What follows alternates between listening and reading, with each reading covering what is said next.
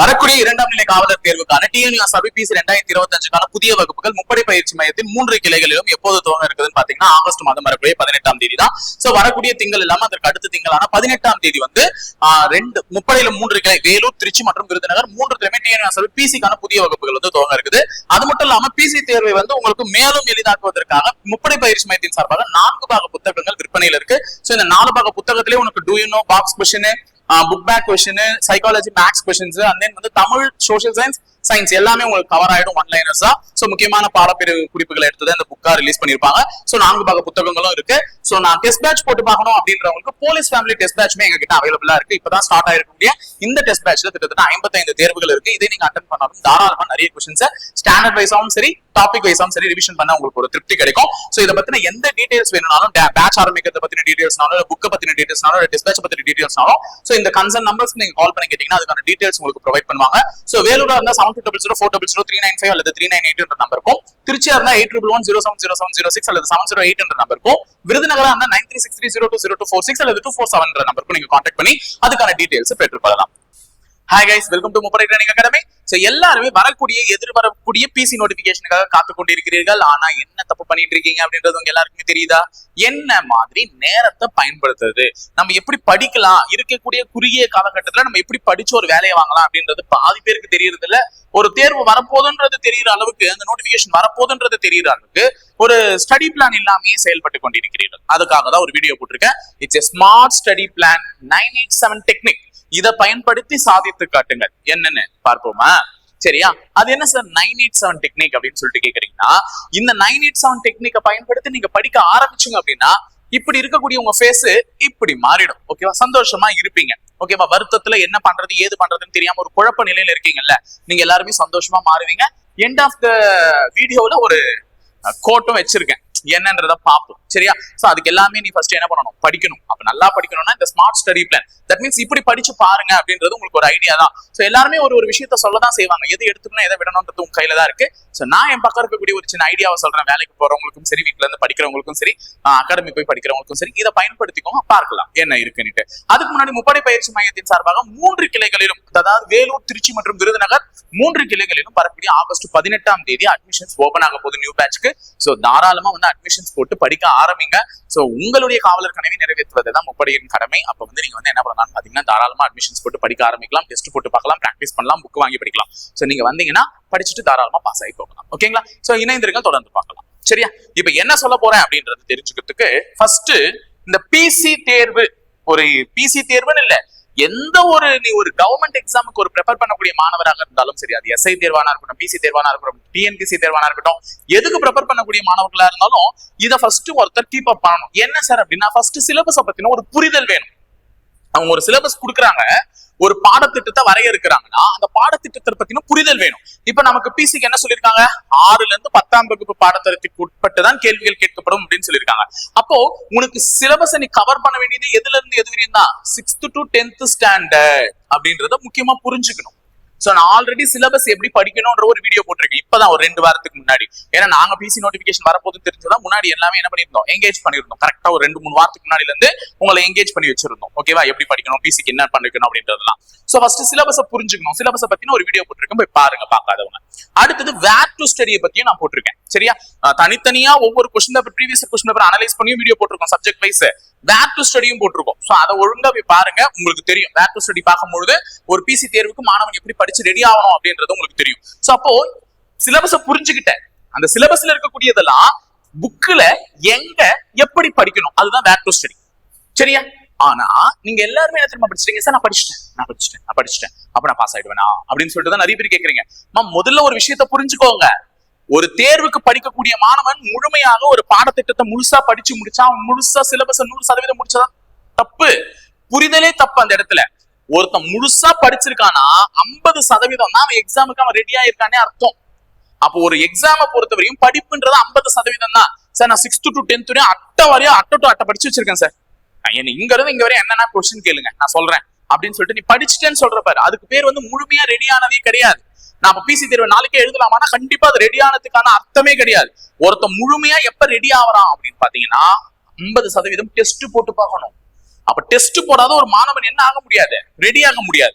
அப்ப முழுமையா படிச்சுட்டான் அப்படின்னு எப்ப சொல்லணும்னா, அவன் படிச்சும் முடிச்சுட்டு அதை டெஸ்டும் போட்டு பார்த்த உடனே தான் நான் முழுமையாக படித்து முடித்து விட்டேன் அப்படின்னு சொல்லணும்.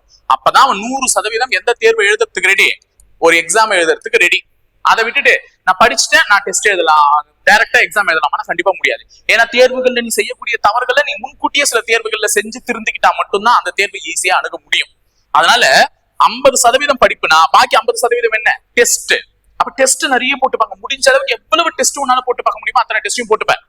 அடுத்தது டைம் மேனேஜ்மெண்ட். நிறைய பேர் இந்த டைம் மேனேஜ்மெண்ட்டே விட்டுறது, ஏனோ தானோ எப்படியோ அப்படியோன்னு படிக்கிறது. டைம் மேனேஜ்மெண்ட் ரொம்ப முக்கியம். ஒரு நாளுக்கு கடவுள் உனக்கும் 24 மணி நேரத்தை தான் கொடுத்திருக்காங்க, எனக்கும் 24 மணி நேரத்தை தான் கொடுத்திருக்காங்க. அந்த 24 மணி நேரத்தை எவன் ஒருவன் சரியா பயன்படுத்துறானோ அவனே வெற்றி என்ற படிக்கட்டை ஏறி முடிக்கிறான். அதனால டைம் மேனேஜ்மெண்ட் ரொம்ப ரொம்ப அவசியம். அதனால முக்கியமா டைம் மேனேஜ்மெண்ட் ரொம்ப அவசியம். அந்த டைம் மேனேஜ்மெண்ட்டுக்கு தான் இப்ப நான் சொல்லக்கூடிய 987 டெக்னிக். சரியா? அந்த டெக்னிக் என்னன்றதை பார்ப்போமா? சரி, 987 டெக்னிக் அப்படின்னு நீங்க சொல்றீங்களே சார், அது என்ன அப்படின்னு பாத்தீங்கன்னா, ஒருவன் தன் வாழ்நாள்ல இது எல்லாத்தையும் கூட்டி பாருங்க. 9 சார் 8 7 5 ஒரு 9 24.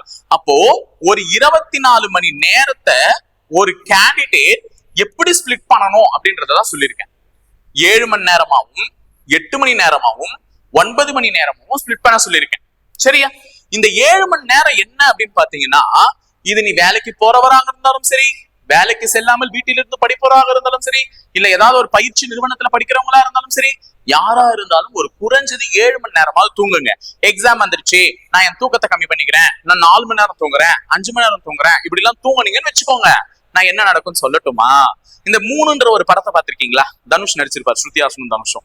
தனுஷ் பக்கத்துல நின்று கத்தியத்து கழுத்தை வெட்டிக்கோ, அந்த அளவுக்கு எல்லாம் உனக்கு நடக்காது இல்யூஷன். என்னன்னா, நீ ஒரு டெஸ்ட் போடுறல்ல, அப்ப இல்ல ஏ ஆன்சர் இல்ல, பி தான் ஆன்சர், பி ஆன்சர் இல்ல, சி தான் ஆன்சர், ஒரு இல்யூஷன் கேரக்டர்ஸ் எல்லாம் வந்து உனக்கு குழப்பம். அதுதான் தூக்கத்தை கெடுத்துக்கிட்டவங்களுக்கு நடக்கும். சரியா? அப்போ இந்த தூக்கத்தை கெடுத்துக்கிட்டவன் கண்டிப்பா கன்ஃபியூஷன் ஸ்டேஜுக்கு ஆளாமா.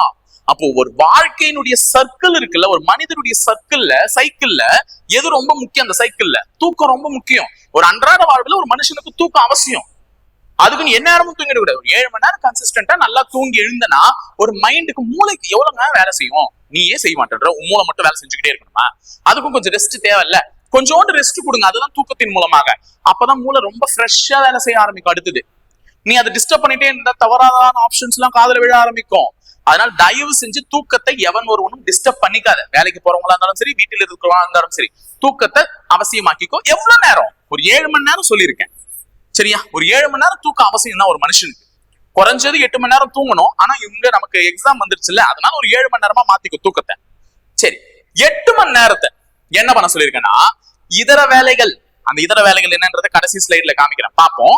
அதுக்கு முன்னாடி 9 மணி நேரத்தை எதுக்கு உருவாக்க சொல்லியிருக்கேன்னா, படிப்புக்கு. 9 hours ஃபார் ஸ்டடி. சார் போதுமா? நான் 9 மணி நேரம் தான் படிச்சா எனக்கு அதுவே போதுமானா, இது நான் உங்களுக்கு சொல்லக்கூடியது. நான் டெஸ்ட் எல்லாம் போட சொல்லுவேன், அது இந்த 9 மணி நேரத்துல கவர் ஆகாது. 9 மணி நேரம் என்பது முழுக்க முழுக்க படிப்பதற்கு மட்டும்தான். அப்ப எக்ஸ்ட்ரா ஒர்க் நீ செய்யற பாரு, இதுலதான் அந்த டெஸ்ட் எல்லாம் அடங்கும். அது என்னன்றதை நான் சொல்றேன் கடைசியில. ஃபர்ஸ்ட் 9 ஹவர்ஸ்னா ஸ்டடி தான். அந்த 9 மணி நேரமும் முழுசா படிக்கணும். ஏதாவது ஒரு விஷயத்த படிச்சு தெரிஞ்சுக்கணுமே தவிர, அந்த 9 மணி நேரத்துல வீணா ரீல்ஸ் பாக்குறது, இது பண்றது. சார் அப்ப நான் 9 மணி நேரம் எப்படி சார் உட்காந்து ஒரு இடத்துல படிப்பேன்? ஒரு இடத்துல ஒரு நிமிஷம் உட்கார சொன்னா உட்கார மாட்டேன். உன்னை 9 மணி நேரம் உட்கார சொல்றதுக்கு என்ன மென்டலா, பைத்தியமா? கிடையாது. உன்னை 9 மணி நேரம்ன்றத ஸ்பிளிட் பண்ணிக்கோ. அப்பப்போ ஒரு 1 மணி நேரம், 2 மணி நேரம், 2.5 மணி நேரம் ஸ்பிளிட் பண்ணி படின்னு சொல்றேன். உன்னை ஒரே அளவுக்கு கன்சிஸ்டன்டா உட்கார 9 ஹவர்ஸ் காலையில 6 மணிக்கு தொடங்கினா சாயங்காலம் 6 மணி வரையும் படிடா அப்படின்னு நான் வந்து சொல்லல. இல்ல மதியம் 3 மணி வரையும் படிடா 9 மணி நேரம் அப்படின்னு நான் சொல்லல. நான் வந்து என்ன சொல்றேன், ஸ்பிளிட் பண்ணி தான் படிக்க சொல்றேன். புரியுதா? அந்த ஸ்பிளிட் அப் என்னன்றதெல்லாம் நான் சொல்றேன். வேலைக்கு செல்பவர்கள் என்ன பண்ணணும்னா, அட்லீஸ்ட் அவர்கள் குறைந்தபட்சம் 6 மணி நேரமாவது படிக்கணும். சரியா? கீழே என்ன இருக்குன்றது தெரியுதா? கஷ்டம்தான். நான் வேலைக்கு போறேன் சார், எனக்கு குடும்ப கஷ்டம், அதனால வேலைக்கு போறேன். அப்ப 6 மணி நேரம் ஒதுக்கி என்னால படிக்க முடியாது சார், கஷ்டம் தான். ஆனா பட் போலீஸும் இஷ்டம் தானே. நான் கொஸ்டின் கேட்டிருக்கேன் உன்னதாமா ஆச்சரியத்தோட. போலீஸும் இஷ்டம் தானே, நீ தானே சொல்ற சார் எனக்கு போலீஸ் ஆகணும்னு ஆசை, ஆனா என்ன பண்றது, குடும்ப கஷ்டம், வேலைக்கு போறேன்ட்டு. அப்போ நீ போலீஸ் ஆகணும்ன்றது உன் இஷ்டமா இருந்தா அந்த கஷ்டத்தை பார்க்காத, மறந்துரு கொஞ்ச நாளைக்கு. கஷ்டப்பட்டுதான் ஆகணும். கஷ்டப்படாம யாருக்குமே வேலை கிடைக்காது இல்ல. இவங்க என்ன பண்றாங்க, படிப்பே கஷ்டம்னு நினைக்கிறாங்க. ஆனா நீ குடும்ப பாரத்தையும் சுமந்துக்கிட்டு கஷ்டப்பட்டுட்டு வேலைக்கு படிக்கிற. அப்ப உன்கிட்டதான் பொறுப்பு உணர்ச்சி அதிகமா இருக்கும், நீ கண்டிப்பா படிப்ப. உன்னால ஒதுக்கணும்னு நினைச்சா மனசு கண்டிப்பா ஒதுக்கும். 6 மணி நேரம் ஸ்டடி, பஸ்ல படிக்கலாம், போற வர பஸ்ல படிக்கலாம், இல்ல உட்கார்ந்த நேரத்துல கொஞ்சம் விடியனே எழுந்து படிக்கலாம். உனக்கு 7 மணி நேரம் தூக்கம்ன்றது அவசியம் இல்லைன்னு எனக்கு தோணுது. சரி, என் குடும்ப கஷ்டமா இருக்கு, 6 மணி நேரம் நான் தூக்கிட்டு 1 மணி நேரம் அதுல சேவ் பண்ணி படிக்கிறேன்னு நினைச்சா படிக்கலாம், தாராளமா படிக்கலாம். ஆனா நீ எவ்வளவு நேரம் படிச்சாகணும்? ஒரு 6 மணி நேரமாவது குறைஞ்சது படிச்சாகணும். அப்போ ஒரு வேலைக்கு செல்லாதவர்களுக்கும் உனக்கும் நான் வித்தியாசம் வச்சிருக்கிறதே ஒரு 3 மணி நேரம் ஸ்டடி தான். அந்த 6 மணி நேரம்ன்றது நான் சொல்லக்கூடிய பிளான உனக்கு தகுந்தவாறு நீ தான் மாத்திக்கணும். ஏன்னா உனக்கு வேலைக்கு போற உன் டைம் ஆஃப் நேச்சர் ஆஃப் ஒர்க்ன்றது உனக்கு தான் தெரியும். அதுக்கேற்ற மாதிரி மாத்திக்கோங்க இப்ப நான் சொல்லக்கூடிய ஸ்டடி பிளான். ஓகேவா? அப்ப இந்த 9-8-7 டெக்னிக்னா என்ன? 7 மணி நேரம் தூக்கம் அவசியம், 8 மணி நேரம் உன்னுடைய இதர வேலைகளுக்கு ஒதுக்கிக்கோ, 9 மணி நேரம் படிப்பு மிக முக்கியம். சரியா? பார்க்கலாமா என்னன்னுட்டு? இதுதான் நான் சொல்லக்கூடிய ஒரு ஸ்பிளிட் அப். 9 hours எப்படி ஸ்பிளிட் பண்ணிக்கோங்க அப்படின்னு நான் சொல்றேன். ஓகேவா? இதை 6th to 10th எப்படி படிக்கிறதுன்றதை இன்னொரு வீடியோல சொல்றேன். ஃபர்ஸ்ட் 9 hours இப்படிதான் ஸ்பிளிட் பண்ணிக்கணும். என்ன அப்படின்னு பாத்தீங்கன்னா, எவன் ஒருவன் காலையில 5 மணிக்கு எழுதுறானோ அவன் சுறுசுறுப்பாளி, 6 மணிக்கு எழுதுறோம் கொஞ்சம் சோம்பேறி, 7க்குலாம் எழுதுனா அவன் மகா சோம்பேறி.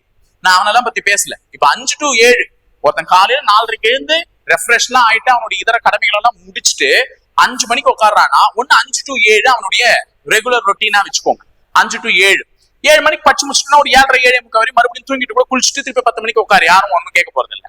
சரியா? அப்ப 5 to 7 படிங்க, இல்லன்னா 6 to 8, இல்லன்னா அல்லதுதான் சொல்லியிருக்கேன். அப்ப 5ல இருந்து 7 வரையும் ஒருத்தன் படிக்கணும், இல்லன்னா 6ல இருந்து 8 வரையும். எந்த சப்ஜெக்ட் எடுக்க சொல்லியிருக்கேன்? அறிவியல். காலை கண்ணை திறந்ததும் அறிவியலை படிங்க. அறிவியல்ன்றது கண்டுபிடிப்புகளுக்கான ஒரு படிப்பு.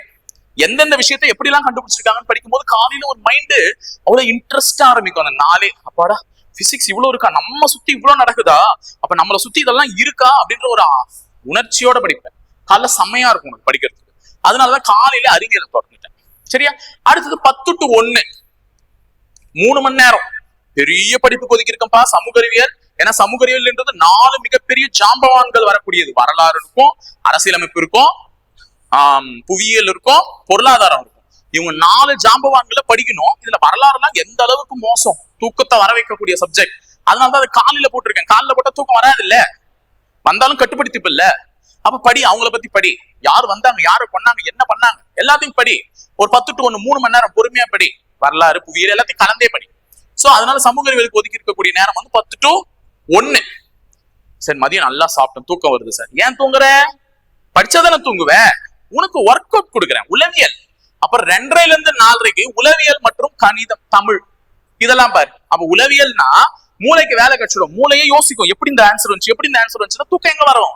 வராது, ஆட்டோமேட்டிக்கா போயிடும். அப்ப மதியத்தை யாருக்கு தூக்கி போடு? உளவியலுக்கு தூக்கி போடு. எனக்கு போதும் இந்த 2 மணி நேரம் உளவியல் டெய்லியும் ஒருத்தன் படிச்சுட்டு வந்தானா அவன் கண்டிப்பா 25 எடுத்துருவான். சரியா? நேத்து கூட மாடல் கொஸ்டின் டிஸ்கஷன் ஒன்று போட்டிருப்பான், பார்த்துருந்தா தெரிஞ்சிருக்கும். 25 தாராளமா ஒருத்தன் எடுப்பான். அடுத்தது 6 to 8 லாஸ்ட் என்ன சொல்லியிருக்கேன்? அறிவியல் மற்றும் சமூக அறிவியலை ரிவிஷன் பண்ண சொல்லியிருக்கேன். அப்ப அறிவியலையும் சமூக அறிவியலையும் நீ படிக்கிற பாரு, காலையில ஒரு தடவை வாசிச்சு விடுறது படிப்பே கிடையாது. அதை கொஞ்சம் ரிவிஷன் பண்ணணும். அப்பதான் நமக்கு காலையில படிச்சது ஞாபகம் இருக்குப்பா அப்படின்ற ஒரு திருப்தியே கிடைக்கும். அப்ப ஈவினிங் டைம்ல ரிவிஷன் பண்ணு. கரெக்டா போயிடுச்சா? 9 மணி நேரம். 9 மணி நேரத்தை எப்படி ஸ்பிளிட் பண்ணணும்ன்றதா சொல்லியிருக்கேன். சரிங்க சார், எங்க சார் நான் எப்ப டெஸ்ட் போடுறது? இதோ 8 hours ஃபார் எக்ஸ்ட்ரா ஒர்க்னு சொல்லியிருக்கேன்ல. இந்த 8 hours நீ சாப்பிடலாம்.